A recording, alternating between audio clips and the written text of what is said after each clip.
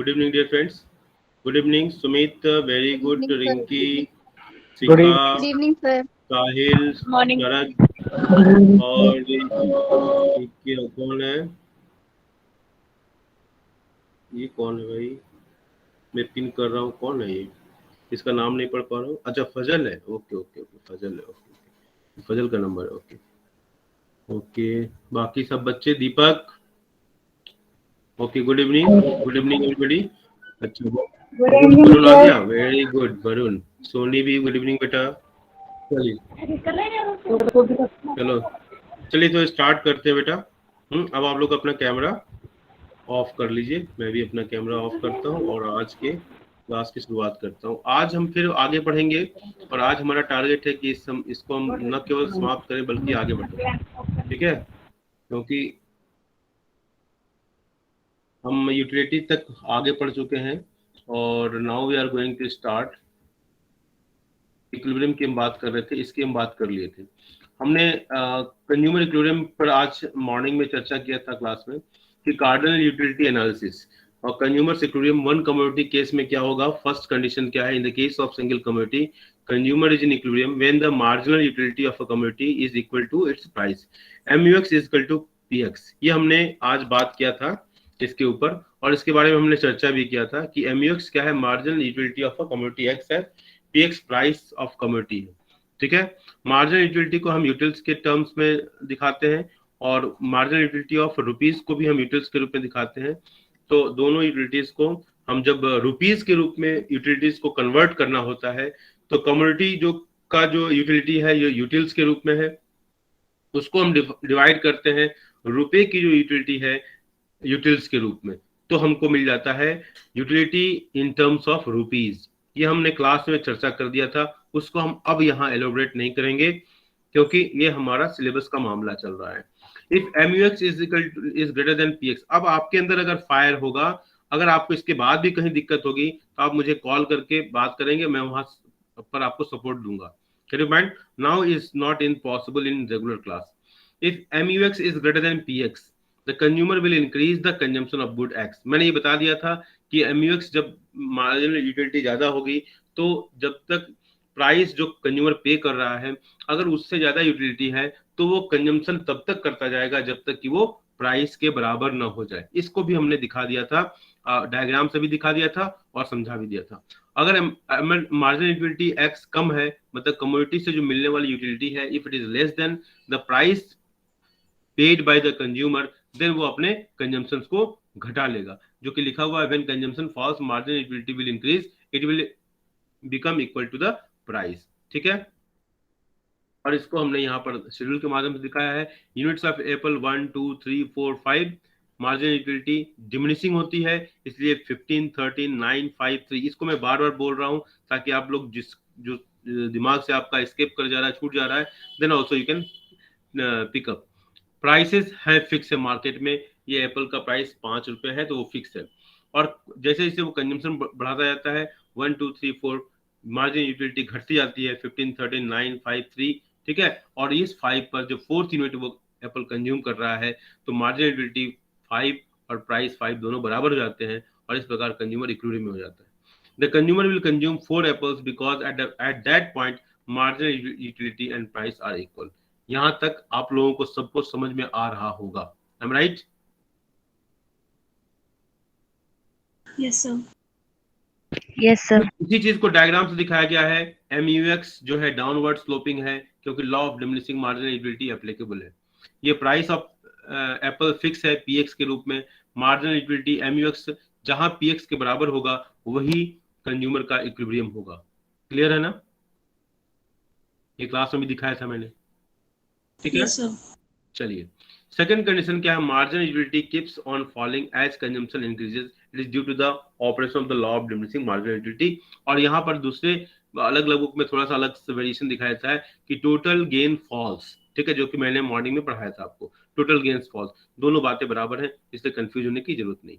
Okay, ठीक है, क्योंकि आप डायग्राम में देखोगे ना तो टोटल गेन यहाँ क्या होगा, क्योंकि यहाँ पर घट गया ना, यूटिलिटी घट रही है प्राइस के नीचे आने से।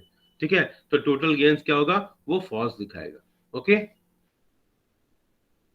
चलिए Yes, sir. अब आते हैं consumer equilibrium two commodity case में। सिंगल कमोडिटी के केस में हमने अभी मैं दिखा रहा हूं आपको, एक बार फिर आपको दिखाता हूं जैम वो क्या कहते हैं जैम बोर्ड के माध्यम से। ठीक है, ठीक है। अब आप देखो यहाँ पर मैं आपको दिखा रहा हूँ, सॉरी,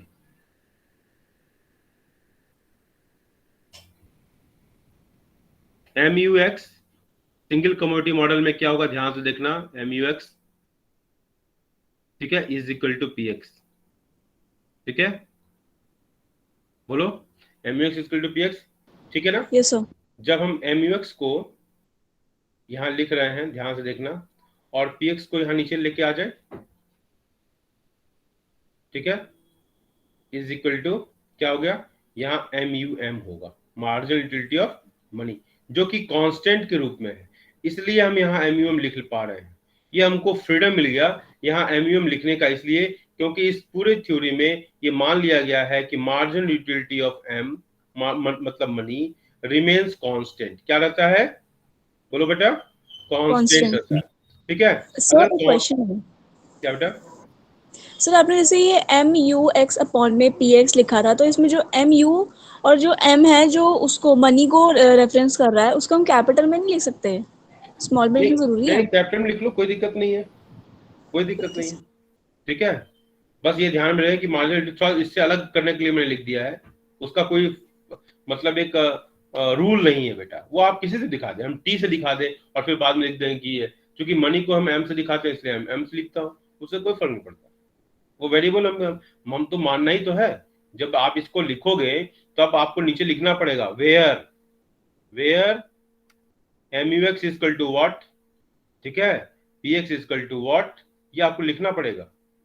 आर्ग्यूमेंट पॉइंट, तब तक ये सही नहीं होगा, आपको लिखना पड़ेगा।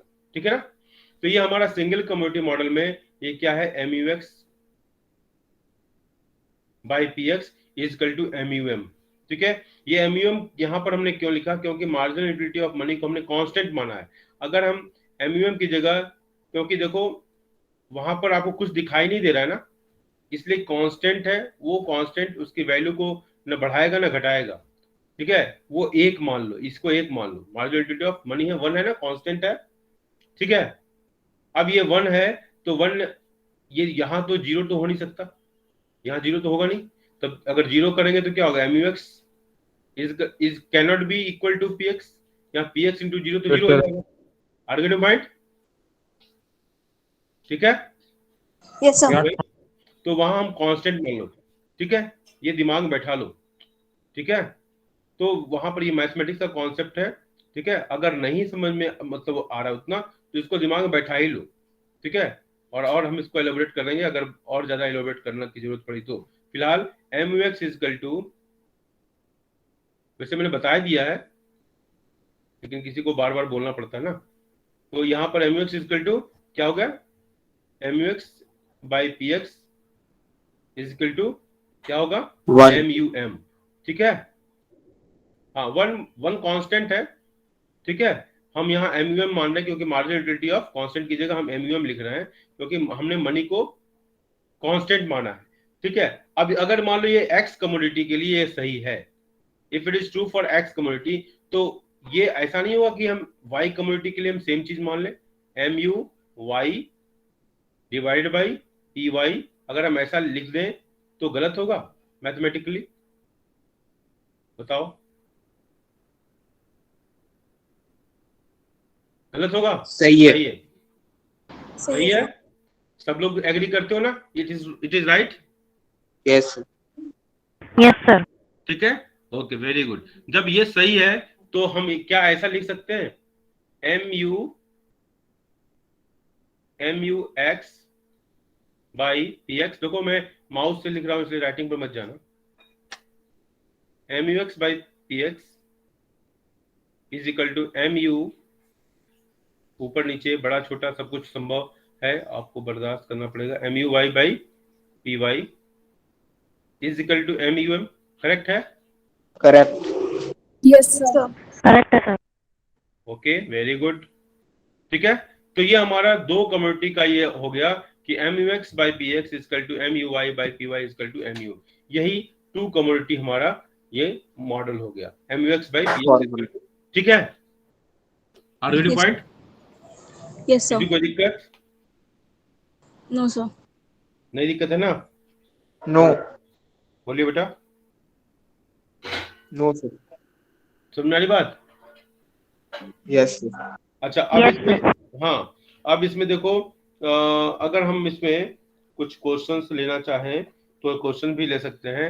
जैसे मान लो एक क्वेश्चन है, एक क्वेश्चन आप जल्दी से लिखना, मेरे माइंड। MUX इक्वल टू 20 है क्या? MUX, ठीक है, इसको MUX क्या है? 20, 20. ओके। MUX इक्वल टू 20 है। PX is equal to 4, correct ना? MUY देखना, ध्यान से देखना, MUY इज इक्वल टू 25, ठीक है, and PY is equal to 5। Get point? अब आपको पता करना है ये क्या कंज्यूमर इक्विलिब्रियम में है।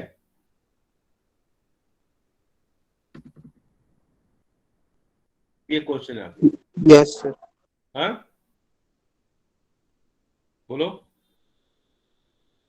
आपको पता करना है कि क्या कंज्यूमर इक्विलिब्रियम में है।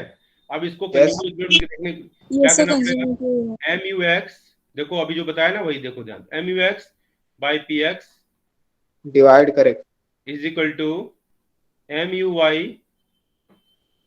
by PY, करेक्ट ना? Correct. Yes sir. करेक्ट है ना? Correct. Yes sir. ये क्या है? 20 अपॉन, ये समझ में नहीं आएगा, जो एब्सेंट है ना वो रोएंगे, is equal divide by 4 is equal to 25। मैं माउस By से 5. लिख रहा हूँ ना वरुण, मैं माउस से भी ठीक लिख रहा हूँ ना, राइटिंग बुरी नहीं है ना बेटा? वो है ही नहीं. वरुण नहीं है? So tuition होगा शायद उस टाइम। नहीं, वरुण तो अभी ज्वाइन किया था। तो ये देखो MUX by PX equal to क्या हो गया? बराबर हो गया ना, 5 इक्वल टू 5। इसका मतलब क्या हुआ? कंज्यूमर इक्विलिब्रियम में। Gate your point? Yes, consumer sir. In state of equilibrium.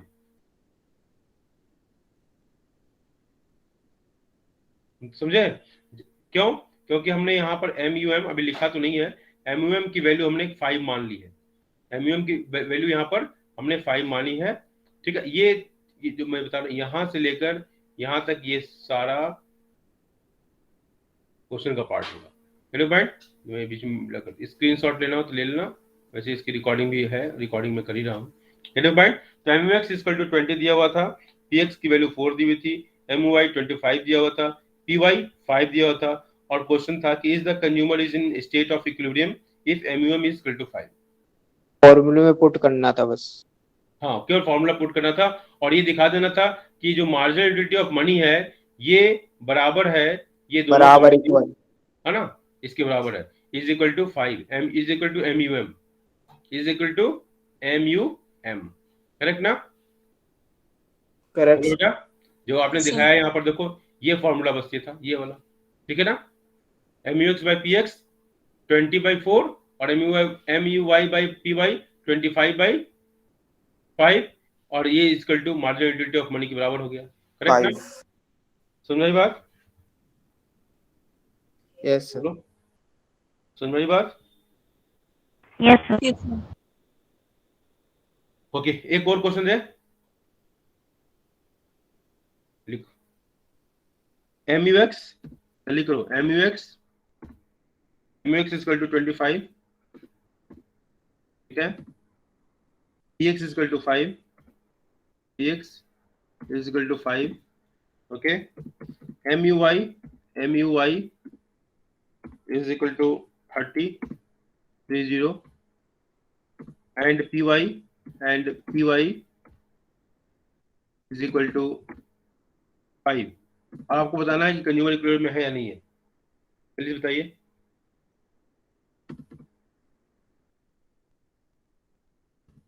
जल्दी बताइए बेटा। No, है. कैसे किया? बस वैसे ही करना है ना, पिछली बार जैसे किया बेटा, यस सर। हाँ, ये वरुण की आवाज लग रही है ना? तो कौन बोल रहा है? साहिल की है। साहिल की है? अच्छा अच्छा। M U X by P X is equal to M U Y by P Y.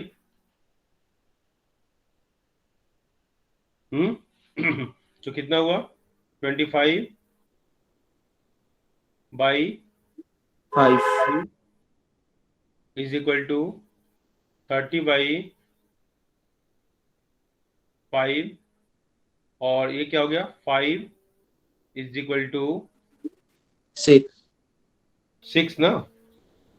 Yes Six, sir. sir. इसका मतलब क्या हुआ? ये इक्वल नहीं है, तो कंज्यूमर इक्विलिब्रियम कहाँ हुआ? Not same, not equal.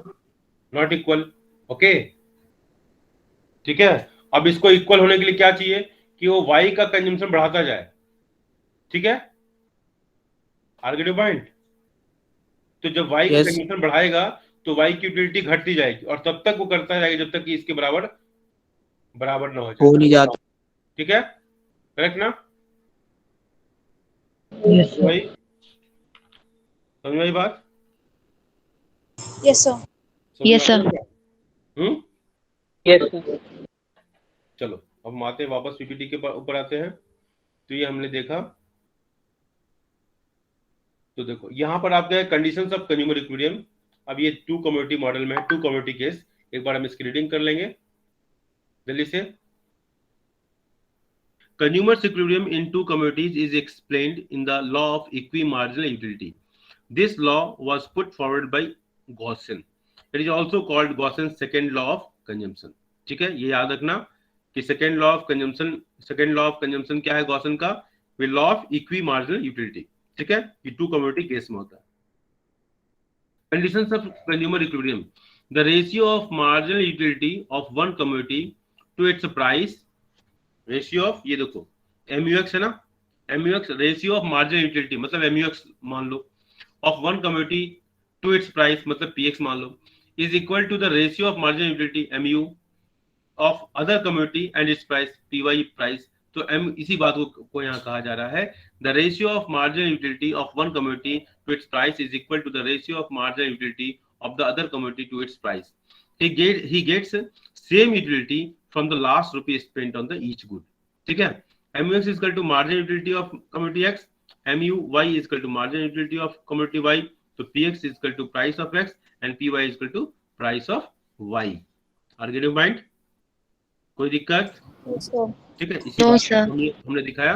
ठीक है, अब देखो क्या कह रहा है, MUX by PX, जो कि आपने लास्ट एग्जांपल में देखा कि जो 30/5 था तो 6 आ रहा था ना, तो MUX यहाँ दिखाया है, MUX by PX is greater than MUY by PY। The consumer will increase the consumption of x. जिसकी भी यूटिलिटी ज्यादा होगी उसकी कंजम्पशन को बढ़ा देगा। यहाँ पर याद रखने के लिए कहना कि जो ग्रेटर देन का जो साइन है ना, MUX by PX greater than, तो देखो पेट खुला हुआ है, अगर पेट खुला हुआ मतलब बड़ा पेट है तो इसका मतलब कि बड़ा पेट ज्यादा खाएगा। याद रखने के लिए बस बोल रहा हूँ, ठीक है? तो ये पेट खुला हुआ है मतलब ज्यादा खाएगा, तो मतलब MUX by PX अगर इसके तरफ मुंह खुला हुआ है, मुंह खुला हुआ ज्यादा खाएगा, मतलब उसके कंजम्पशन जब जैसे जैसे खाएगा तो उसका यूटिलिटी घटता जाएगा। याद रहेगा ना? घटेगी। याद रखने के लिए बोल रहा हूँ, मुंह खुला हुआ कॉन्सेप्ट। तो MUX by PX is greater than MUY by PY। The consumer will increase the consumption of X। देखो X मुंह खुला हुआ ना, X की तरफ ज्यादा खाएगा, ठीक है? Reduce the consumption of Y, ठीक है? और Y का कंजम्पशन घटाएगा। जिसका कंजम्पशन घटाएगा उसकी यूटिलिटी बढ़ेगी, और जिसका कंजम्पशन बढ़ाएगा उसकी यूटिलिटी घटती जाएगी। याद रखना, marginal utility of X will fall and marginal utility of Y will increase। ठीक है? Are you getting point? This will go on until MUX by PX becomes equal to MUY by PY। ठीक है, मेरी बात समझ में आ रही है? बोलो भाई। Yes sir. Yes, sir. Okay चलो ठीक है, वेरी गुड, बहुत फास्ट, अच्छा लग रहा है आप लोगों का, समझ रहे हो? तो suppose MUX by PX is less then MUY by PY। अब आप बताओ बिना देखे, आपको दिखाई तो दे रहा है, मैं कवर नहीं कर सकता हूँ, लेकिन आप बताओ बिना देखे ईमानदारी से कि इसमें किसका कंजम्पशन बढ़ाएगा और किसका घटाएगा? The consumer will decrease the consumption of X, ठीक है, and increase the consumption of Y। y का कंजम्पशन बढ़ाएगा तो क्या होगा, उसकी यूटिलिटी घटती जाएगी और वो MUX by PX के बराबर हो जाएगा। MUX by PX x का कंजम्पशन घटाएगा तो उसकी यूटिलिटी बढ़ती जाएगी और वो MUY by PY के बराबर हो जाएगा। समझ में आ रही मेरी बात? Yes sir. इसके बाद बुक जरूर पढ़ना, Yes, sir. इसके बाद ये बुक पढ़ना, अगर फिर भी नहीं समझ में आए तो मुझसे सेपरेटली पूछ लेना। Marginal utility of x rise and marginal utility of y will fall, ठीक है। This will go on until MUX by PX is becomes equal to MUY by PY। Are getting point? Question आता है Yes, sir. What happens when MUX by PX is greater than MUY by PY, या what happens when MUY by PY is greater than MUX by PX। समझ में आ रही बात? तो आपको क्या लिखना पड़ेगा कि when MUY by PY is greater than MUX by PX, consumer for the sake of equilibrium will reduce the consumption of X and increase the consumption of Y till MUX by PX not becomes equal to MUY by PY। Are you getting point? Yes, sir. समझ में आ रही कि नहीं आ रही बात? समझ में आ रहा बेटा? आ रही है। Yes sir. चलो, सेकेंड कंडीशन क्या है? Margin utility keeps on falling as consumption increases. ये तो आप पढ़ चुके हो, कई बार हम बोल चुके हैं। It is due to the operation of law of diminishing margin utility, ठीक है। समझ में आ रही ना बेटा? Yes sir. ठीक है। कंडीशंस ऑफ कंज्यूमर इक्विलिब्रियम पहला लिखा, the ratio of margin utility of one commodity to its price is equal to the ratio of margin utility of the other commodity to price, ठीक है। ये था। दूसरा क्या है? Margin utility keeps on falling as consumption increase. अगर ये नहीं होगा ना लागू, तो इक्विलिब्रियम आएगा ही नहीं, क्योंकि जब आप कह रहे हो ना कि MUY by PY is greater than MUX by PX, तो बराबर कैसे होगा? जब ये जब डिमिनिशिंग मार्जिनल यूटिलिटी का जो नियम है वो लागू नहीं होगा, Y का कंजम्पशन बढ़ाएगा तो Y की यूटिलिटी घटती जाएगी और वो घटेगी और तब तक वो कंजम्पशन करता रहेगा जब तक कि MUX by PX के बराबर ना हो जाए, ठीक है। बोलो भाई। Yes sir. हाँ देखो, आप देखो एक बार फिर पीछे हम आते हैं आपको समझाने के लिए। देखो ये MUX जो घट रहा है कि नहीं घट रहा है? घट रहा है ना, जैसे जैसे कंजम्पशन बढ़ रहा है। ओके, देखो ये न्यूमेरिकल एग्जांपल देख लो, यूटिलिटी घट रही है कि नहीं घट रही है? मार्जिन यूटिलिटी, कंजम्पशन बढ़ रहा है 1 2 3 4 5, मार्जिन यूटिलिटी 15 13 9 5 3, घट रहा है ना, डिक्रीज हो रहा है। हाँ वेरी गुड, समझ में आ रहा है ना बेटा? Yes sir. Okay very good. चलो न्यूमेरिकल्स है ये आपके अभी मैंने न्यूमेरिकल्स करा दिया है।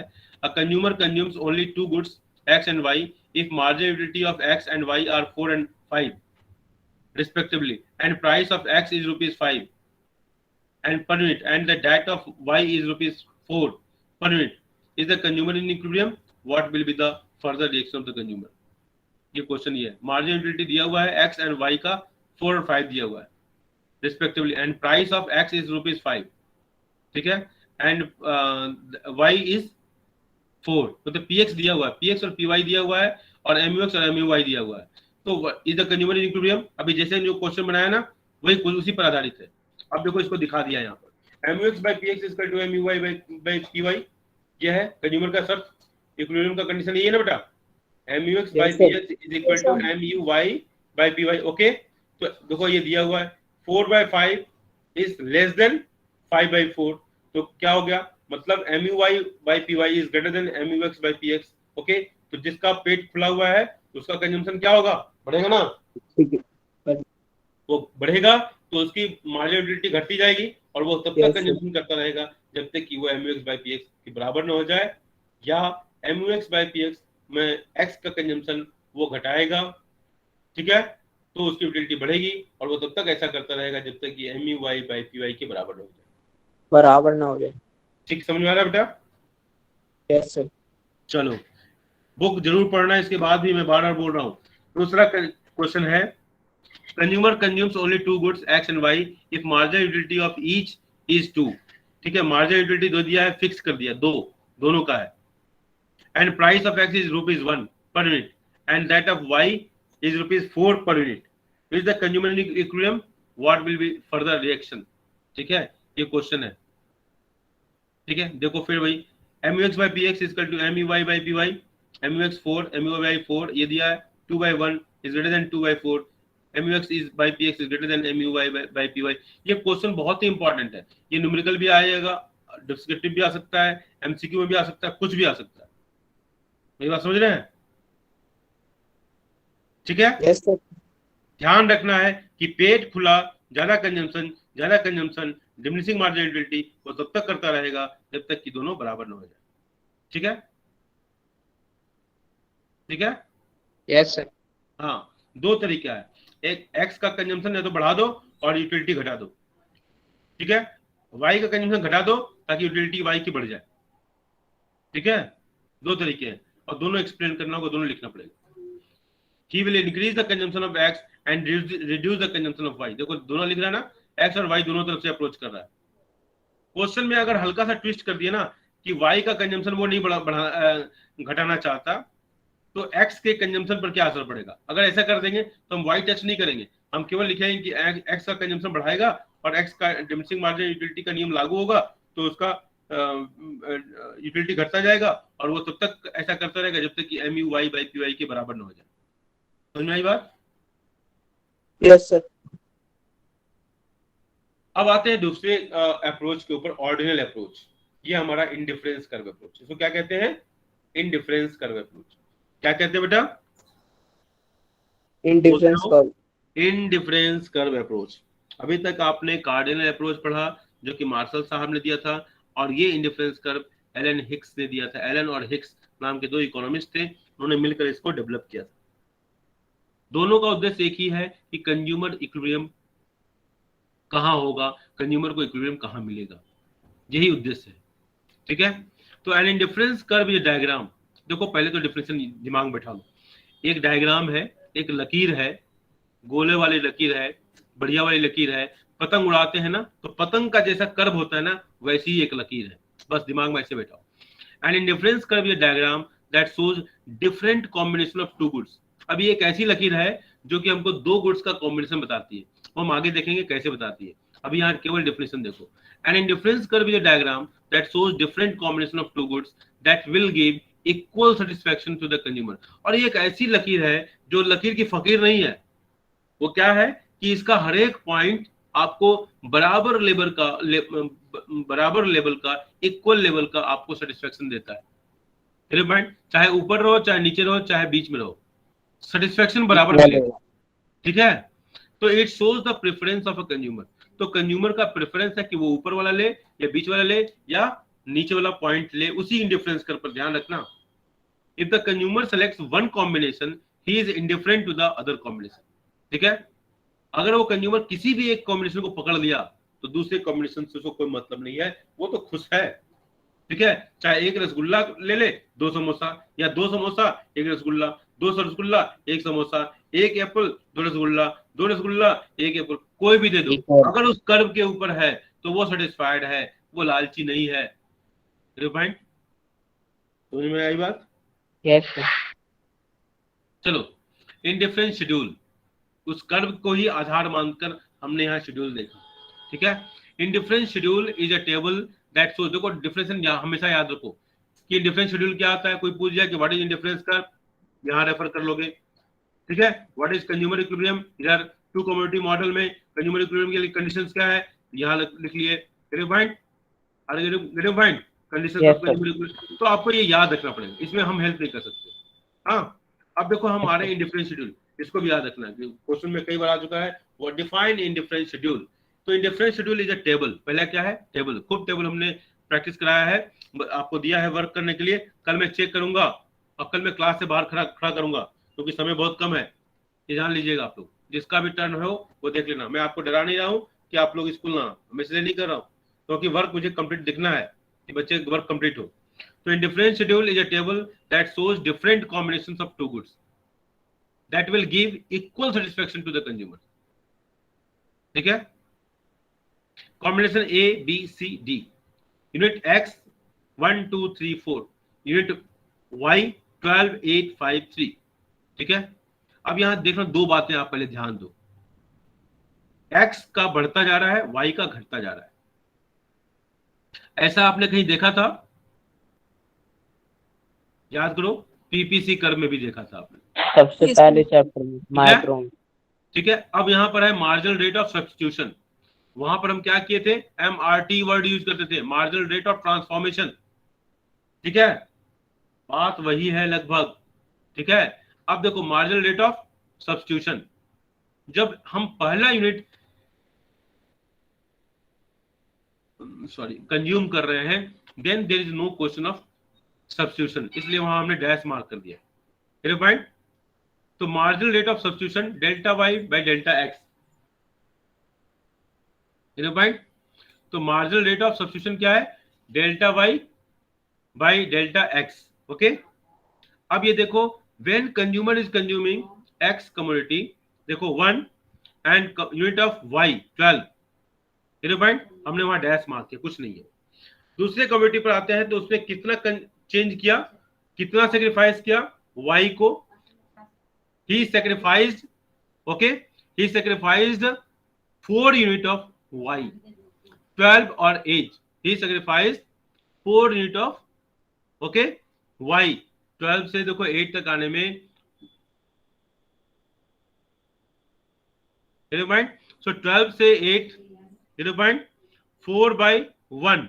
Okay, are getting point? Yes sir. yes, sir. जब 2 से 3 पर आता है तो again he sacrificing Y. Getting point? 8 to 5 3/1 3 हो गया। Are getting point? इसमें कोई दिक्कत नहीं किसी को? No sir. Again when he goes 4th unit, are getting point? Yes sir. तो वहां भी सेक्रीफाइस करता है 2 1, आर गेटिंग पॉइंट? तो 2/, यस कोई दिक्कत नहीं है बेटा। देखो नो ये सर। आपको इसलिए भी दिक्कत नहीं होगा because you have already studied the PPC curve, हाँ, production possibility curve, you have already studied, correct yes ना? Sir. Are getting point? Yes sir. समझ में आ रही बात? Loss by gain, here gain is what? X का gain हो रहा है 1 2 3 4, 1 unit is increasing, and Y का लॉस हो रहा है 12 8 5 3। किसी को कोई दिक्कत? No No, sir. ठीक है, कोई दिक्कत नहीं। एक बात याद रखना, इन डिफरेंस कर्व कभी भी एक्स और वाई एक्सिस को टच नहीं करता, इसलिए हम जब स्टार्ट करते हैं ना कॉम्बिनेशन, हम 1 से स्टार्ट करते हैं, 0 से स्टार्ट नहीं करते हैं। यहाँ बच्चों को कंफ्यूजन होता है, इसलिए that's what I am repeating here. In difference curve never touches x और वाई एक्सिस, पीपीसी टच करता है, याद है ना? Yes sir. बोलो बेटा। Yes sir. हाँ, PPC touches X and Y axis, but PPC touches X and Y axis, but indifference curve never touches X and Y axis. Getting point? Yes sir. ठीक है, तो इसलिए क्या होगा कि हम पहला जो कॉम्बिनेशन स्टार्ट होगा वो 0 से स्टार्ट नहीं होगा, 0 से नहीं होगा। डैश दे देते हैं, where I have written marginal rate of substitution, it is the dash, blank है। Are you getting point? Yes sir. इसका ध्यान रखना। इन डिफरेंस शेड्यूल सबको समझ में आ गया? बोलो बेटा। Yes sir. Yes, आ रहा sir. है कि नहीं आ रहा है? बोलो भाई, यस सर आ रहा है। आ रहा है कि नहीं आ रहा है भाई? साहिल, शिखा, तानिया, पूजा, श्रेया, आ रहा है। वेद प्रकाश, सबको समझ में आ रहा है बेटा? Yes sir. Yes sir. Yes sir. और कौन कौन है? Yes, Rishabh, sir. ऋषभ बेटा समझ Yes, में आ रहा है? sir. बोल। सर आ रहा है समझ में। ओके, शरद, श्रेया, शिखा, सोनी, सुरभि, तानिया, वैष्णवी, वेदा, Sir, आ गया समझ। वेद बेटा समझ में आ रहा है बेटा? Ved Prakash, yes sir. Very good बेटा, शाबाश। चलो चलो फिर वापस आते हैं। तो ये हमने अभी बात किया, करंट स्लाइड से चलना है। सर बहुत Okay. अच्छे से समझ में आ रहा है आज। हाँ ठीक है। तुम तो लगता है कि बहुत दूर से बात करते हो फजल। चलो, इंडिफरेंस शेड्यूल, ये आपका डेफिनेशन एक पार्ट हो गया। दूसरा पार्ट ये इंडिफरेंस कर्व अप्रोच हम पढ़ रहे हैं, फिर पीछे से हम लेकर आ रहे हैं, we are studying indifference curve approach. हम ये इंडिफरेंस कर्व कार्डिनल अप्रोच है, एक ऑर्डिनल अप्रोच है। कार्डिनल अप्रोच में 1 2 3 यूटिलिटी को आपने न्यूमेरिकल वैल्यूज में काउंट किया, ठीक है। इंडिफरेंस कर्व में अप्रोच में आप एक कर्व के माध्यम से, इंडिफरेंस कर्व के माध्यम से आप कंज्यूमर इक्विलिब्रियम को जानने का प्रयास कर रहे हैं। ठीक है, पहला पॉइंट हमने इंडिफरेंस कर्व की डेफिनेशन को लिखा, दूसरा पॉइंट इंडिफरेंस शेड्यूल की डेफिनेशन को लिखा, और इंडिफरेंस शेड्यूल को यहाँ पर हमने बना दिया, जिसमें combination unit of X, unit of Y और marginal rate of substitution delta Y by delta X के 4 कॉलम बनाए। याद रखना 4 कॉलम। पहला जो कॉम्बिनेशन है वो कभी भी 0 से स्टार्ट नहीं होगा। Indifference curve never touches x और वाई एक्सिस, ध्यान रखना। ठीक है, पीपीसी से मिलता जुलता ये शेड्यूल है। पीपीसी एक्स और वाई एक्सिस को टच करता है, इसलिए वहां 0 से स्टार्ट करते हैं, और यूनिट ऑफ वाई को हम घटाते हुए तब तक घटाते जाते हैं जब तक कि वो 0 नहीं हो जाता। याद आ रहा है कि नहीं आ रहा है? Yes sir. Very good. चलो अब आते हैं मार्जिनल रेट ऑफ सब्स्टिट्यूशन होता क्या है, जो आपने यहाँ लिखा ना, मार्जिनल रेट ऑफ सब्स्टिट्यूशन। अब हम इस पर व्याख्या करेंगे, इसको समझने का प्रयास करेंगे कि what is marginal rate of substitution. चलिए जहां से देखेंगे, MRS marginal rate of substitution. ठीक है, ठीक है। सब्स्टिट्यूशन का मतलब क्या होता है? बदलाव, सब्स्टिट्यूट करना। इसके बदले वो, आम के बदले गोभी, नहीं गोभी तो नहीं हो सकता, आम के बदले एप्पल हो सकता है, समोसा के बदले रसगुल्ला हो सकता है। तो सब्स्टिट्यूशन किस रेट से हम सब्स्टिट्यूट करेंगे। अगर हमको रसगुल्ला को फॉरगो करना है और समोसा को खाना है तो कितना, 1 रसगुल्ला इज 1 समोसा और 1 rasgulla is equal to 2 samosa. किस रेट से हम उसको सब्स्टिट्यूट करेंगे, यहाँ उसकी बात हो रही है। Are get your point? So marginal MRS is the rate at which one good is substituted by other. क्या है पहला point? Marginal rate of substitution MRS is the rate at which one good is substituted by the other. एक good को हम दूसरे good से substitute करते हैं। Okay, yes sir. पॉइंट समझ में आ रही बात? MRS decides the slope of the indifference curve. MRS क्या है? स्लोप ऑफ इंडिफरेंस कर्व को बताता है। याद रहेगा ना पहला point, MRS is the rate at which one good is substituted by the other. अभी आपने देखा ना, वन गुड y को सब्स्टिट्यूट कर रहे हैं, किसके लिए? x के लिए। x बढ़ता जा रहा है और y घटता जा रहा है, सब्स्टिट्यूट हो रहा है कि नहीं हो रहा है? Yes sir. चलो दूसरा point, MRS decides the slope of the indifference curve. ये स्लोप है इंडिफरेंस कर्व का। ठीक है, ये कैसे देखो, delta Y by delta X. इसको हम थोड़ा सा आपको स्लोप की कहानी समझा दें, हालांकि समझाए हुए हैं आपको, लेकिन वैसे ना आप लोग बुद्धिमान लोग हैं ना, इतना याद थोड़ी रखते हैं। टीचर को टेंशन देने वाले बच्चे प्यारे लगते हैं ना टीचर को। ओके, तो चलो टेंशन हमने स्वीकार किया और हमने ऐसे एक बना दिया। ये हमारा इंडिफरेंस कर्व, देख लो आ गया मेरा इंडिफरेंस कर्व प्यारा सा। देख लिए, देखिए ना कितना सुंदर है। अब इसमें आपने क्या बनाया? टेंजेंट बनाया। देख लो यहां से यहां तक ये है ना, ये देखो। तो जो स्लोप है, it is a relationship between what. देखो मैं यहाँ स्लोप बना रहा हूँ, ये स्लोप, इस पर बचपन में आपके पापा मम्मी ने आपको बहुत घुमाया होगा। देखो साहिल गौतम को मैं बैठा दिया यहाँ पर, देखो साहिल गौतम यहाँ था और देखो यहाँ नीचे आ गया, ये देखो आ गया। पॉइंट साहिल, ओके ना?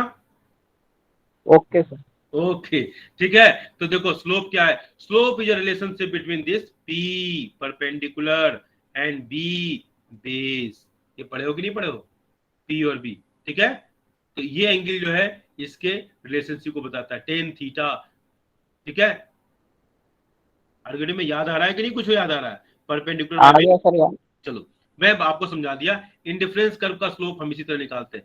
ये इंडिफरेंस कर्व बनाया, स्लोप किसी भी, देखो इस जो भी कर्व सरफेस होता है ना, उसका स्लोप हमेशा बदलता रहता है। देखो इसके अलग अलग पॉइंट पर ये सब स्लोप बता रहे हैं, और स्लोप को हम मेजर क्या करते हैं? Perpendicular by base.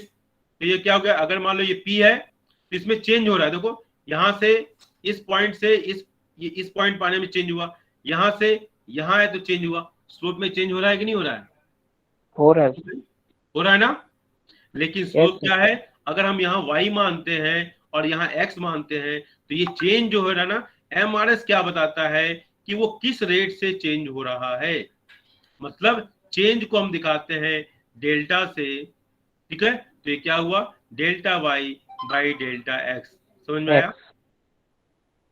समझ में आया? Yes sir, okay okay sir. चलो अब देखो फिर हम आते हैं करंट स्लाइड से आगे, ठीक है, यहां से हम चले गए तो देखो यहाँ पर देखो क्या लिखा है, MRS decides the slope of the indifference curve, मतलब delta Y by delta X ये डिसाइड करता है इंडिफरेंस कर्व के स्लोप को, जो कि हमेशा हर इंडिफरेंस कर्व के हर पॉइंट पर अलग अलग होगा। बिल्कुल crystal clear? Yes sir, usually MRS keeps on falling, घटता हुआ होता है, ठीक है, पहले ज्यादा फिर कम। देख लो फिर एक बार आते हैं जैम बोर्ड पर, ये जैम बोर्ड नहीं हो गया, ये तो मजा आ गया। देखो इस पॉइंट पर जो है ना कर्व, ये जो स्लोप है ना, देखो ये स्लोप कैसा है, परपेंडिकुलर ऐसे दिखाई दे रहा है ना, कलर चेंज यस कर, देखो यहाँ पर देखो ये परपेंडिकुलर बिल्कुल है ना, फिर देखो यहाँ पर स्लोप कुछ अलग है और यहाँ पर देखो क्या है, चेंज हो रहा है। जीरो हो जाएगा, ठीक है, ये एंगल। अब देखो ये हमने स्लोप बनाया मान लो ना, ये स्लोप देखो, ये पॉइंट, फिर ये पॉइंट, फिर ये पॉइंट, फिर ये पॉइंट, देखो एंगल क्या है, जीरो बन गया ना, यस सर, ओरिजिन। आर्गेटिव पॉइंट। तो हर पॉइंट पर स्लोप बदलता जा रहा है, इसी पॉइंट को यहाँ बताया गया है। Usually MRS keeps on falling due to the operation of law of diminishing margin utility, ठीक है, समझ में आ रही बात? So Yes, sir. Indifference curve is convex to the origin, जब ये क्या होगा, MRS घटता हुआ होगा तो इसका स्लोप, इसका जो डायरेक्शन होगा क्या होगा, चेंज। ये ऐसे ही होगा। अगर बढ़ता होता तो कैसा होता, ऐसे होता, और ये घटता होता तो कैसे होता, अरे कांस्टेंट होता तो ऐसे होता। करेक्ट ना, याद आ गया? यस सर, टीपीसी में बताया था मैंने। तो ये स्लोप क्या है, घटता हुआ है, इसलिए ऐसा है, इसलिए ऐसा है, याद रखना। देखो मैं बता रहा हूं, ये कभी भी ऐसे आ नहीं गया। होता है, ऐसे नहीं होता है, और ये ऐसे भी नहीं होता है इंडिफरेंस कर्व, ठीक है, इसलिए जीरो की वैल्यू हम कभी नहीं लेते हैं, ठीक है। अब आ जाओ, MRS is equal to what, units of good sacrifice, ठीक है, divided by more unit of other goods consumed, that is MRS XY is equal to delta Y by delta X. I hope it is clear to everybody. Yes sir, Yes, sir. ठीक है, समझ में आ रहा है बेटा? Yes sir. अब देख लो diagram बना दिया, जो मैंने डायग्राम बनाया था वो डायग्राम यहाँ बना दिया, ABC। कंज्यूमर इज, देखो कंज्यूमर इज इनडिफरेंट, कोई फर्क नहीं पड़ता है कंज्यूमर को कि वो A पॉइंट पर है कि B पॉइंट पर है कि C पॉइंट पर है, बस उसको मतलब है कि हम IC1 मतलब इंडिफरेंस कर्व का वन कर्व है, इसी तरह हम कई कर्व हम ड्रॉ कर सकते हैं, जैसा कि हमने ड्रॉ करके दिखाया है। देखो कई कर्व हम ड्रॉ कर सकते हैं, आर्गेटिव पॉइंट देखो यहाँ ड्रॉ करके दिखाया ना मैंने। Yes sir.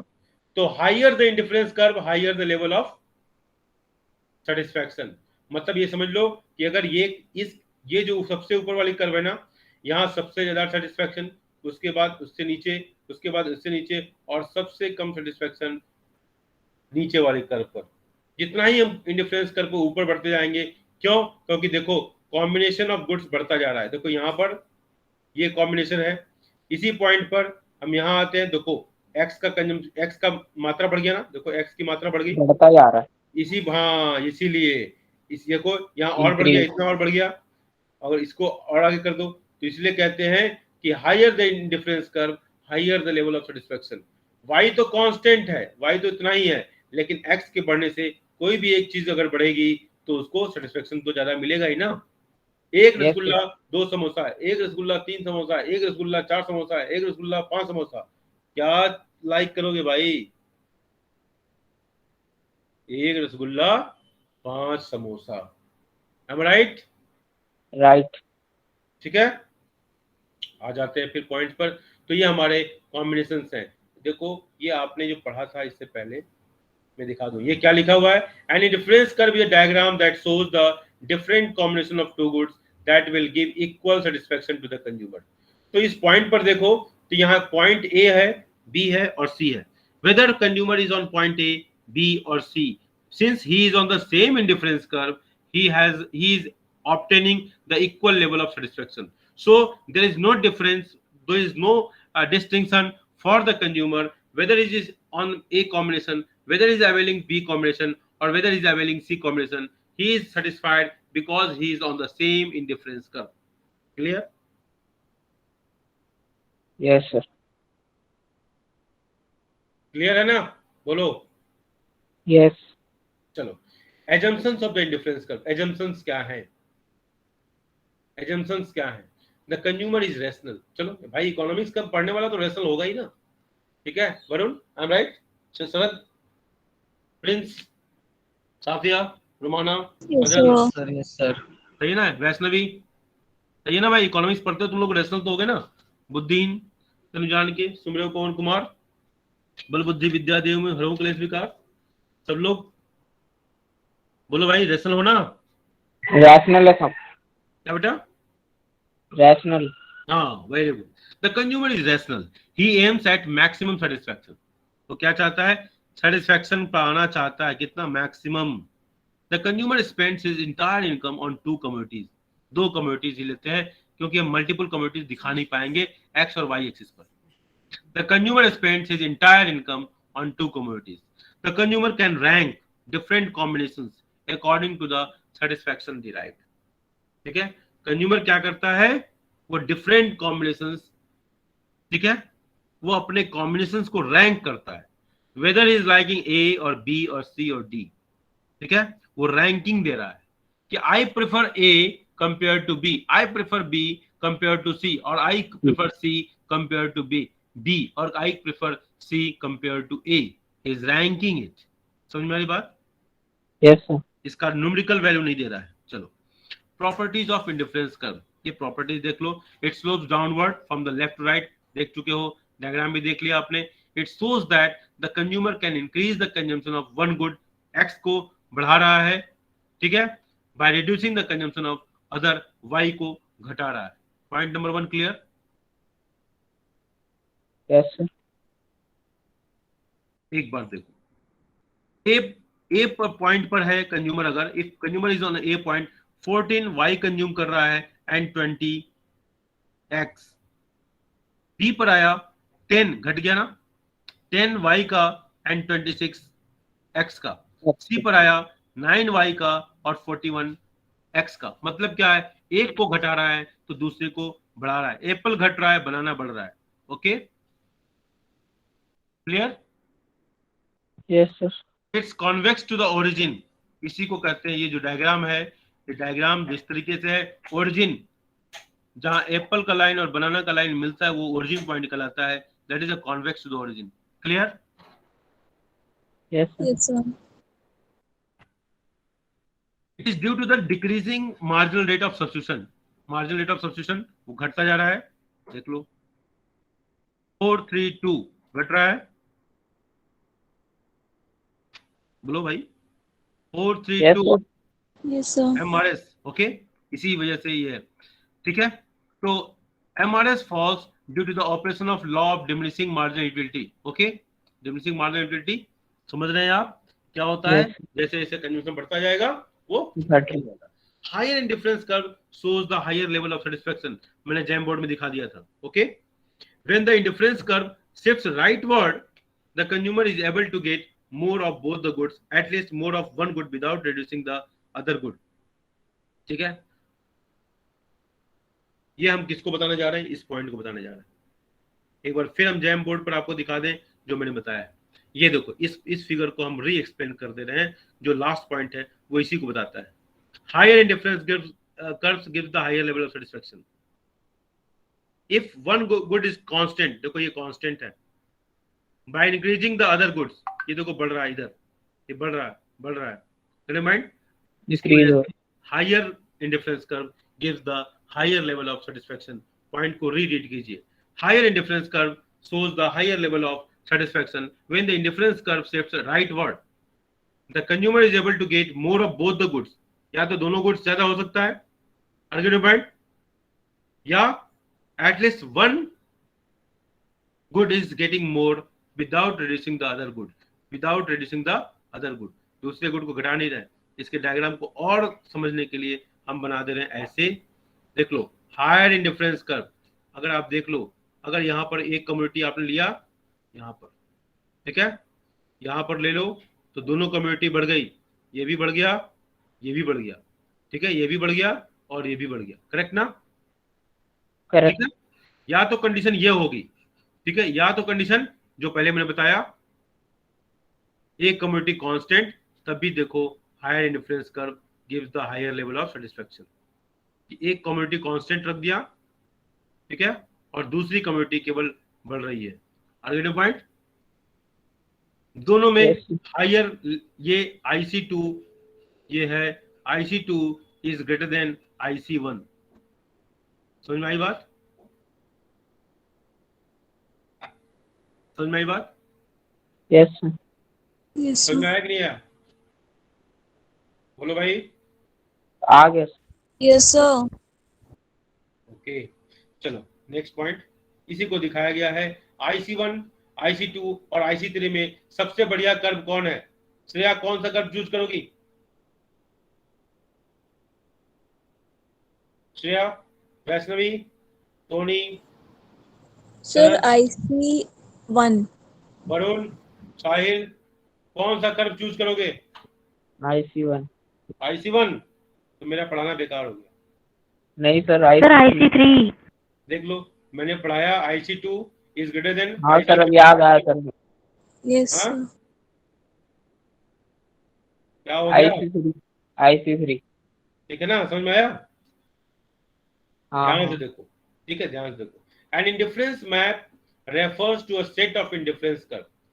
जब इंडिफरेंस मैप की बात होगी तो बहुत सारे कर्व इसमें आएंगे, ठीक है, IC1, IC2, Yes, sir. IC3, ठीक है। An indifference map refers to a set of indifference curve placed together in a diagram. Okay, each curve represents a certain level of satisfaction. मेरे पॉइंट, इसमें कोई दिक्कत तो नहीं आनी चाहिए। No sir. चलो हम आगे बढ़ते हैं, और हम आगे इस पॉइंट पर अब आते हैं, बजट सेट क्या होता है, ठीक है। बजट सेट ध्यान से सुनना, घर पर जाके फिर दोबारा पढ़ना पड़ेगा, मेहनत करना पड़ेगा तब, ठीक है। और मैं इस वीडियो को आपको रिकॉर्ड इसलिए कर रहा हूं ताकि आपको फिर दिक्कत नहीं हो। बजट सेट, देखो आप मार्केट में जाते हो ना, आलू, मम्मी ने कहा कि आपको आलू लाना है, भिंडी लाना है, दो चीजें ले लिया, लाना है, और दिया ₹10 और बोला कि आपको 10 रुपए में तो आज बहुत ज्यादा कम कर दिया, 50 रुपए कर लो, ठीक है, 50 रुपए दिया और भिंडी और आलू लाना है। भिंडी मतलब समझे, कॉलीफ्लावर ना, समझ ली. लेडीज फिंगर, ठीक है, लेडीज. ठीक है।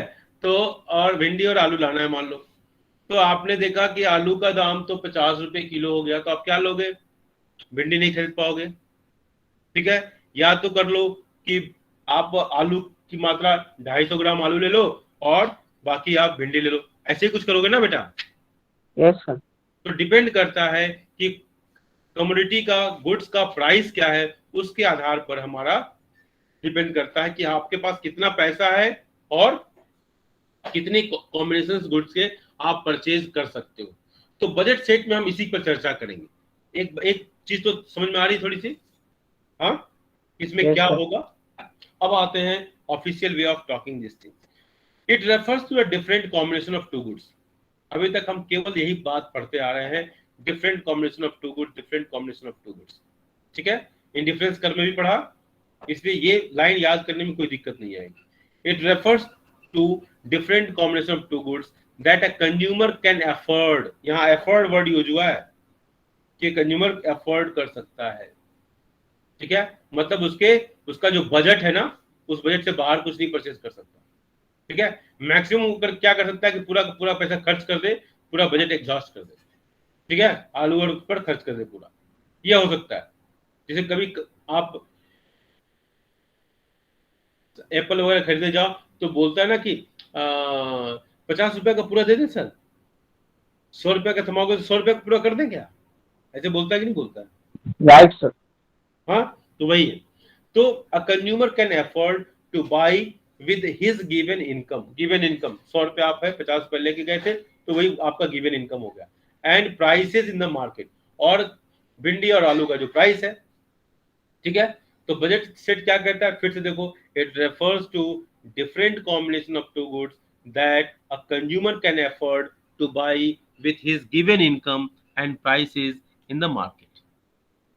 ठीक है, एक दिए हुए इनकम से, जो दिए हुए प्राइस से कितना गुड्स परचेज कर सकता है, कितने कॉम्बिनेशन बना सकता है, उसी को क्या कहते हैं, बजट सेट कहते हैं। Just it. समझ में आ गई बात?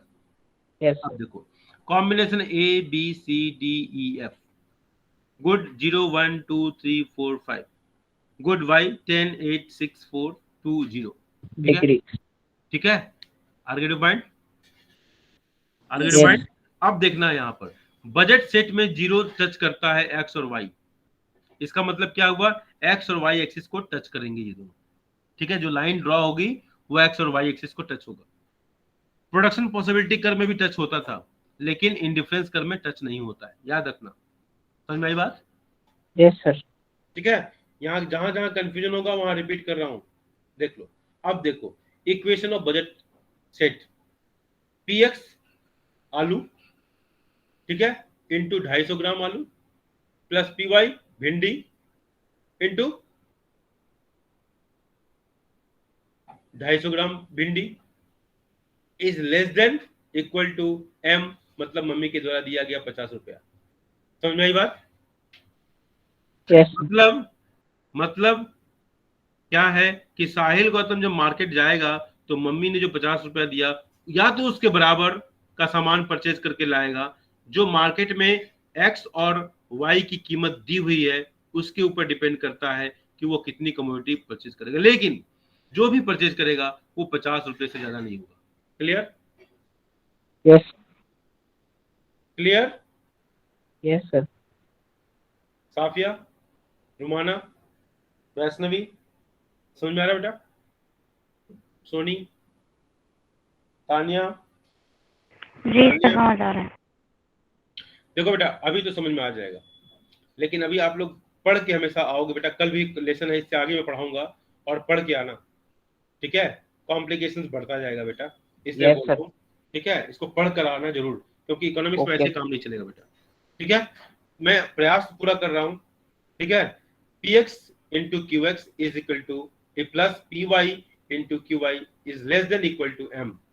50 रुपया मम्मी ने पैसा दिया, पी एक्स प्राइस ऑफ भिंडी इंटू क्वांटिटी ऑफ भिंडी प्लस प्राइस ऑफ आलू इंटू क्वांटिटी ऑफ आलू। ठीक है, ठीक है, इसका न्यूमेरिकल एग्जांपल देंगे तो और मजा आएगा। px is equal to price of x, qx is equal to quantity of x, py is equal to price of y, qy is equal to quantity of y, m is equal to money income. ठीक है, आर्गेटिव point समझ में आ गया? भिंडी आलू समझ में आ गया? Yes, sir. चलो, भिंडी आलू खाना और बना के लाना, मुझे भी खिलाना। नहीं नहीं नहीं नहीं, कोरोना है, मत खिलाना भाई। ठीक है, इस समय नो शेयरिंग। बजट लाइन क्या होता है, देखो बजट लाइन। ठीक है, आर्गेटिव point, budget line is a diagram, याद करना, ये याद करने वाली चीज है। ठीक है, समझने और प्लस याद करना। Budget line is a diagram, क्या है? डायग्राम है, विच शोज, क्या दिखाता है? Different combination of two goods. सुबह से शाम तक तो हम डिफरेंट कॉम्बिनेशन ही किए हैं आज। Different combination of two goods that a consumer can afford to buy with his given income and prices in the market. Are you getting point? Are you getting point? Yes, sir. बोलो भाई। थक गया वो। समझ में आ रही है कि नहीं आ रही बात? आ रही Yes, है। sir. हाँ, budget line is a diagram which shows different combinations of two goods that a consumer can afford to buy with his given income and prices in the market. The market. ठीक है, समझ में आई बात? तो ये Yes, budget sir. Line ऐसे बनेगा, Yes, commodity x और कमोडिटी वाई। अब इसमें जितने भी कॉम्बिनेशन हमने यहाँ पढ़े हैं ना, सब कॉम्बिनेशन गुड वाई और गुड एक्स का फिट कर देते हैं हम लोग। ठीक है, वो प्राइस के ऊपर डिपेंड करेगा कि कंज्यूमर का कैसा। अब हम आगे देखते हैं, आगे देखते हैं, समझ में आएगा। Slope of the budget line, slope. ठीक है, स्लोप हमेशा कैसा होगा? Relationship between perpendicular and base, दिमाग में रखो। स्लोप क्या है? Relationship between perpendicular and base, ठीक है ना? बोलो भाई। Yes, sir. तो budget line slopes downward from left to right. It shows that we can increase the consumption of one good only by reducing the consumption of other good. मतलब क्या हुआ? Delta Y by delta X होगा ना बेटा? Yes, sir. ठीक है, Yes, sir. होगा ना? It shows that we can Yes. increase the consumption of one good only by reducing the consumption of the other good. ठीक है, अब slope of the budget line आपको यहां मान लो कि P X by P Y होगा, ठीक है?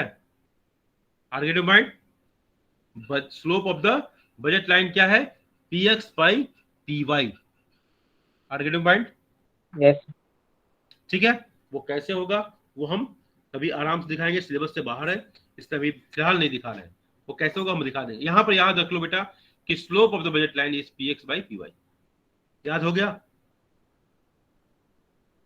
याद हो गया? हो गया। Yes sir. चलो ठीक है, अब shift in budget line. Budget line में शिफ्ट क्या है? ये देख लो, 3 लाइन दिया गया है और देखो एरो मार्क किया गया है, ठीक है? एक में पीछे दिखाया गया है एरो, मतलब ये है बैकवर्ड शिफ्ट, ये इनकम के डिक्रीज होने से, सॉरी, इनकम के डिक्रीज होने से होता है, और फॉरवर्ड जो होता है इनकम के इंक्रीज होने से होता है। समझ में आई बात? इतना याद रहेगा, ठीक है? कि हमारी क्षमता बजट कब बढ़ता है? जब इनकम बढ़ जाए। पहले 100 रुपए कमाते थे तो उसमें combination of goods come purchase करेंगे, अब हम 1000 रुपए कमाएंगे तो ज्यादा गुड परचेज करेंगे। कॉमन सेंस, करेक्ट ना? करेक्ट। Very good. हमारे पास 1000 रुपए था, ठीक है, तो हम कुछ चीजें परचेज कर पाते थे। अब हमारे पास 100 रुपया है तो कुछ चीजें परचेज नहीं कर पाएंगे, मतलब हमारा बजट जो लाइन है, मतलब ये बैकवर्ड शिफ्ट हो गया, पीछे की तरफ आ गया, मतलब हमारी क्षमता घट गई। समझ में आया? Yes. Very good. That is indicated by these arrow marks. An increase in the income shifts the budget line outward. याद रहेगा? Yes sir. And a decrease in income shifts the budget line inward. याद रहेगा? Yes Yes, sir. Dotted line indicates shift in budget line due to increase in income. ठीक है? Okay? Okay Okay? Okay Okay? ठीक है? ठीक है? Okay. Rotation of budget line,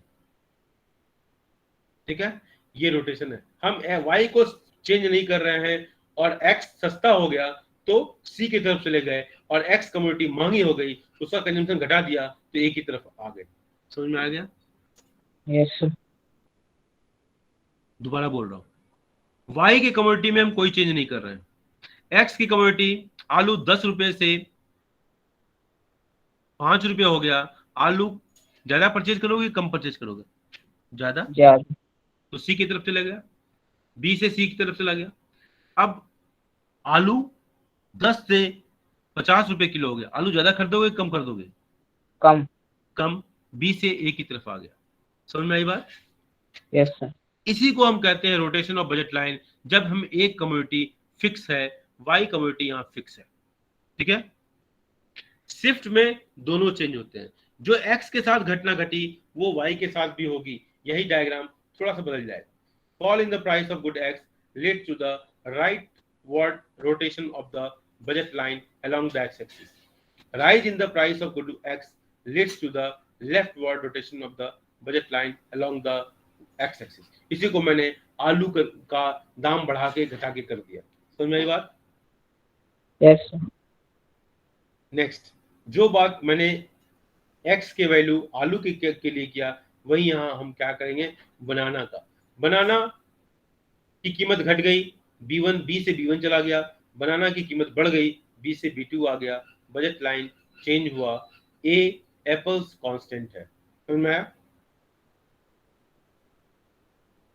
Yes, sir. आ रहा है समझ में? चलो, consumer equilibrium under indifference curve analysis. अब हम कंज्यूमर इक्विलिब्रियम निकाल रहे हैं इंडिफरेंस कर्व एनालिसिस, याद रखना। और इंडिफरेंस कर्व एनालिसिस का मतलब क्या है? ऑर्डिनल यूटिलिटी एनालिसिस, ठीक है। First condition, indifference curve should be tangent to budget line, याद रहेगा। पहला कंडीशन क्या है? Indifference curve should be tangent to the budget line, ठीक है। मतलब इंडिफरेंस कर्व का स्लोप क्या है? MRS/XY, याद आया? Yes. इंडिफरेंस कर्व का स्लोप देख लो, मैं दिखा देता हूँ। इंडिफरेंस कर्व का स्लोप देख लो, मैं दिखा देता हूँ। इंडिफरेंस कर्व का स्लोप क्या है? Slope marginal rate of substitution XY, यही स्लोप है ना? Yes, slope sir. Of indifference curve देख लो, ये है ना बेटा? Yes, sir. Yes, ठीक है, sir. MRS यही है स्लोप, Yes, sir. ठीक है, ठीक है। अब आते हैं, अब हम आते हैं वापस उसी क्वेश्चन पर, वही बात। स्लोप ऑफ बजट लाइन क्या है? PX/PY, ओके ओके, दोनों स्लोप है, ठीक है। अगर दोनों स्लोप बराबर हो जाए तो हमारा क्या होगा? इक्विलिब्रियम आ जाएगा, ओके। ये कह रहा है क्वेश्चन, ठीक है। दोनों स्लोप बराबर हो जाए, देख लो लिखा है ना। First condition, indifference curve should be tangent to the budget line, condition number 1, condition number 1 है। अभी भी पूरी गारंटी नहीं है कि ये बराबर हो जाए, okay. Marginal rate of substitution XY, indifference curve का स्लोप हो गया ये। PX/PY, बजट लाइन का स्लोप हो गया, दोनों बराबर हो जाए, कंडीशन नंबर 1। समझ में आई बात? Yes, sir. When MRS/XY is equal to PX/PY, ये जब बराबर होगा तो indifference curve will be tangent to the budget line.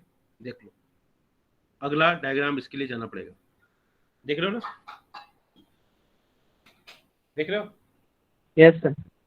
E point पर इंडिफरेंस कर्व का स्लोप और बजट लाइन का स्लोप दोनों बराबर हो गए ना? Yes, sir. देखो जस्ट टेंजेंट है, ओके। बोलो भाई। Yes, sir. तो ई पॉइंट हमारा क्या हो गया? कंडीशन नंबर 1, पॉइंट ई कंज्यूमर इक्विलिब्रियम होगा कंडीशन नंबर 1 के अनुसार। मान लिए ना, IC1, IC2 और IC3, IC2 के ई पॉइंट पर वो टेंजेंट है, पॉइंट Yes, sir. याद रखना। IC2 के ई पॉइंट पर टेंजेंट है और किसी दूसरे इंडिफरेंस कर्व के किसी पॉइंट पर टेंजेंट नहीं है। नहीं है। IC2 is always better than IC1, क्योंकि वो IC2 is higher to IC1, ठीक है। IC3 ये बाहर है, ठीक है, ये बाहर है। कंज्यूमर का जो बजट लाइन है AB, उससे बाहर है, मतलब क्षमता से बाहर है, ठीक है। Yes, sir. ठीक है, हमारे पास 100 रुपया पॉइंट और केक की कीमत 300 रुपया हमारी बजट से बाहर है, पॉइंट। तो IC3 केक बजट से बाहर। चलो आगे बढ़ते हैं। If MRS/XY is greater than PX/PY, अगर ये जो स्लोप है इंडिफरेंस कर्व का स्लोप MRS/XY अगर ज्यादा है slope of the budget line से, ठीक है। दो केस हो सकता है, हम ये मान लें जैसे कि मॉर्निंग में माना था कि MUX, या तो कंडीशन नंबर 1 क्या था कार्डिनल अप्रोच में? MUX is equal to PX, ठीक है। कार्डिनल अप्रोच में कंडीशन मैंने क्या बताया था? MUX marginal utility of X is equal to price of X। तो हमने क्या बताया था आपको कि या तो MUX PX से ज्यादा होगा या MUX PX से कम होगा, करेक्ट ना? बोलो बेटा। Yes, sir. अब यहां पर हम डायग्राम से हम दिखा रहे हैं इंडिफरेंस कर्व अप्रोच है, तो हम यहां क्या बात कर रहे हैं? MRS/XY, कंडीशन नंबर 1 क्या कहता है कि MRS/XY is equal to PX/PY, मतलब इंडिफरेंस कर्व का स्लोप बजट लाइन के बराबर होना चाहिए। अगर ये बराबर नहीं हो तो दो स्थितियां हो सकती है, या तो इंडिफरेंस कर्व का slope MRS/XY is greater than PX/PY, या MRS/XY is less then PX/PY, correct? Correct. देखो अगर MRS/XY बजट लाइन के स्लोप से ज्यादा हुआ, मतलब इंडिफरेंस कर्व का स्लोप बजट लाइन के स्लोप से ज्यादा है, consumer will increase the consumption of X and reduce the consumption of Y. ठीक है, अब इसको समझने के लिए हम आते हैं अपने जैम बोर्ड पर आते हैं। थोड़ा सा हमको जैम बोर्ड का सहारा लेना पड़ेगा क्योंकि मैनुअल वर्क तो मैनुअल वर्क है। मेरे पॉइंट ये देखो, ये हम इसी डायग्राम को बना रहे हैं, करेक्ट ना। हम कह रहे हैं कि ये पॉइंट है, ये पॉइंट ऑफ इक्विलिब्रियम होगा कंडीशन नंबर 1 MRS। ध्यान से देखना, अभी तक जो भी किसी को डाउट हुआ होगा ना वो सब दूर हो जाएगा। PX by PY, PX by PY क्या है? बजट लाइन का स्लोप है, याद रहेगा ना। बजट लाइन का स्कोप।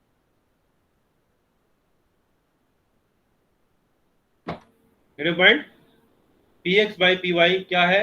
बजट लाइन का स्लोप है। और marginal rate of substitution XY ये क्या है? इंडिफरेंस कर्व का स्लोप है। ठीक है, आगे पॉइंट यस समझ में आ रहा है मेरी बात? चलो आप इतना ही पढ़ के रखो बेटा, आप इतना ही पढ़ो, ठीक है, क्योंकि ज्यादा लोड कर दूंगा ना तो दिक्कत हो जाएगी।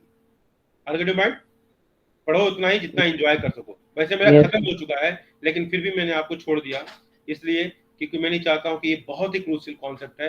कल मैं इसको इसी पॉइंट से आगे बढ़ाऊंगा। ओके, समझ में आई बात? ओके ओके ठीक है, ओके चलो एंजॉय कीजिए। आप लोग खुश हो गए, आप लोग नींद अच्छी आएगी कि सर ने जल्दी छोड़ दिया। Okay, bye bye, okay sir, Thank you, sir. Welcome बेटा। Thank you sir. 100% अटेंडेंस दिखाओ।